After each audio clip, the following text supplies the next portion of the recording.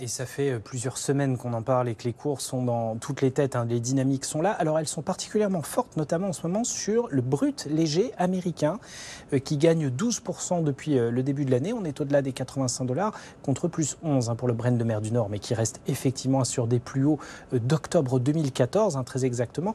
Alors le contexte inflationniste mondial y est pour beaucoup. Il y a de la pression sur les prix du gaz naturel, ça fait des mois qu'on en parle, et ça ajoute de la pression sur les cours du pétrole qui sont évidemment liés.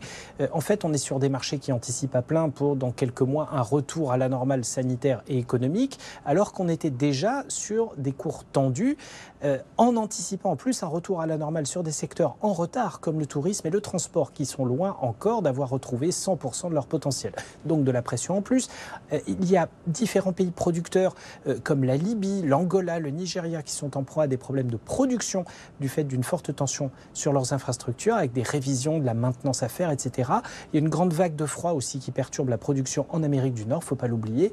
Donc, un contexte de tension. Alors évidemment, tout le monde se tourne vers l'OPEP et l'OPEP+, pour voir s'ils sont capables de faire un geste significatif pour faire baisser la pression. Mais eux aussi sont déjà sur une situation tendue et interrogés en plus hier sur la situation actuelle.